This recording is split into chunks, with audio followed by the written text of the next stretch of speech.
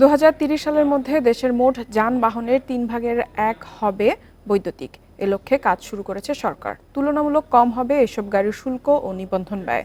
বৈদ্যুতিক গাড়িতে গুরুত্ব দিয়ে এতে সরকারকে প্রণোদনা দেওয়ার পরামর্শ বিশেষজ্ঞদের। তাদের মতে, পরিবেশ রক্ষা, টেকসই উন্নয়ন ও জ্বালানি সাশ্রয়ে বৈদ্যুতিক গাড়ির কোনো বিকল্প নেই।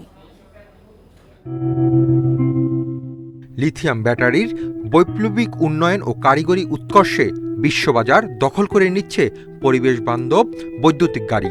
অভিজাত দামি গাড়ি থেকে শুরু করে 2 বা 3 চাকার এসব যানবাহনের উৎপাদন ও ব্যবহার বাড়ছে দ্রুত গতিতে।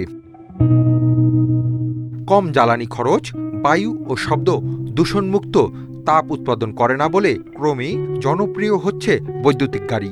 যুক্তরাষ্ট্রের টেসলার পাশাপাশি জাপান, জার্মান ও চীনা নামিদামি কোম্পানিগুলোর ঝোঁক এখন বৈদ্যুতিক গাড়িতে। তবে উচ্চ মূল্য ও নিবন্ধন ব্যয় সাধারণ গাড়ির সমান বলে বাংলাদেশে এ ধরনের গাড়িতে এখনও পিছিয়ে। বৈদ্যুতিক গাড়ি উৎসাহিত করতে এর শুল্ক ও নিবন্ধন খরচ কমাচ্ছে সরকার। বিআরটিসির জন্য ভারত থেকে আনা হচ্ছে 100 বৈদ্যুতিক বাস। আমাদের টার্গেট 2030-এর মধ্যে অলমোস্ট 1/3 গাড়িকে ইলেকট্রিক ভেহিকেলে রূপান্তর করা। সেক্ষেত্রে কিছু প্রণোদনার বিষয়ে প্রস্তাব আছে, সেটা কিন্তু নীতিমালার মধ্যে বলা আছে।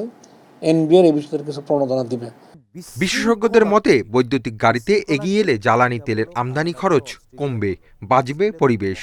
নতুন গাড়ির কেনার ক্ষেত্রেও চায়না যেমন সাবসিডি দেয়, আমেরিকাও কিন্তু এখন সাবসিডি দিচ্ছে, পাশের দেশ ভারতও কিন্তু সাবসিডির কথা চিন্তা করেছে। সো আমাদেরকে ইনসেন্টিভাইজ করে এগুলিকে খুব দ্রুত ফেজ আউট যদি আমরা করতে পারি, তাহলে পরিবেশ বান্ধব আমরা একটা পরিবহন ব্যবস্থা পাবো। বৈদ্যুতিক গাড়ি রক্ষণাবেক্ষণে দক্ষ জনবল তৈরির আহ্বান বিশেষজ্ঞদের। এর ব্যাটারি ডিসপোজাল নীতিমালা প্রণয়ন জরুরি বলেও মত তাদের।